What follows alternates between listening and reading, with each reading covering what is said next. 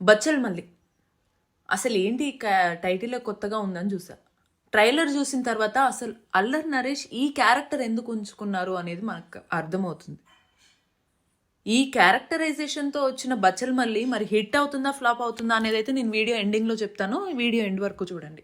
ముందు అసలు ట్రైలర్ గురించి ఒకసారి మాట్లాడుకుంటే మనం ట్రైలర్ ఓపెన్ చేయంగానే అల్లరి నరేష్ అక్కడ చావు బతుకుల సిచ్యువేషన్లో పడిపోయి ఉంటాడు.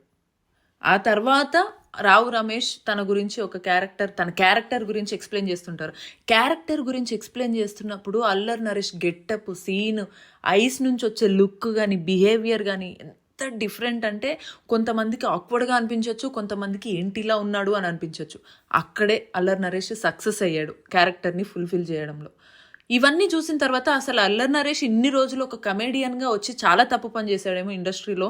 ఇటువంటి క్యారెక్టర్స్ చేస్తే అసలు ఇండస్ట్రీని ఒక వేరే లెవెల్లో దుమ్ము లేపేవాళ్ళేమో అనిపించింది నాకు. ఈ సినిమా మొత్తంలో అల్లరి నరేష్ ఎంత మూర్ఖంగా బిహేవ్ చేస్తున్నాడు అనే దానికి క్యారెక్టర్ని పర్ఫెక్ట్ యాప్ చేసేటట్టు సుబ్బు మంగదేవి డైరెక్టర్ గారు చాలా బాగా చూపించారు. దాంతోపాటు ఒక ఎమోషనల్ బ్యాక్ డ్రాప్, అంటే ఒక మూర్ఖుడు ఎమోషనల్గా కూడా ఉండగలడు అని చెప్పేసి చూపించాడు. హీరోయిన్తో ఉన్న సిచ్యువేషన్స్, సన్నివేశాల్లో ఎంత నీట్గా డీసెంట్గా కనిపిస్తున్నాడు, ఎట్ ద సేమ్ టైం ఎంత మూర్ఖంగా బిహేవ్ చేయగలడు, ఇవన్నీ కూడా జస్ట్ ట్రైలర్లోనే మనకి ఒక సూపర్ డూపర్ బ్లాక్ బస్టర్ మూవీని చూపించిన రేంజ్లో ట్రైలర్ విడుదల చేశారు. అమృత అయ్యర్ క్యారెక్టర్ కూడా చాలా కూల్గా, నీట్గా, డీసెంట్గా ఉంది. బట్ తనదే చాలా ఇంపార్టెంట్ పాత్ర అనే ట్విస్ట్ అయితే మనకు తెలుస్తుంది.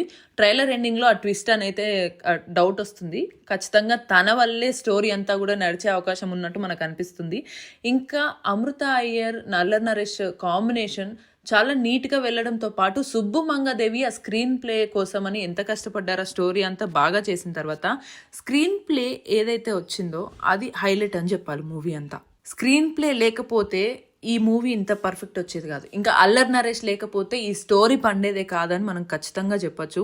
ఇక ఈ మూవీకి ప్రొడ్యూసర్స్గా రాజేష్ దండా అండ్ బాలాజీ గుట్ట గారు ఉన్నారు. ఇంకా విశాల్ చంద్రశేఖర్ గారు ఈ మూవీకి మ్యూజిక్స్ అందించారు. మ్యూజిక్ అయితే ఈ సిచ్యువేషన్స్కి, ఆ సీన్స్కి తగ్గట్టు యాప్ట్ బ్యాక్గ్రౌండ్ అనిపించింది.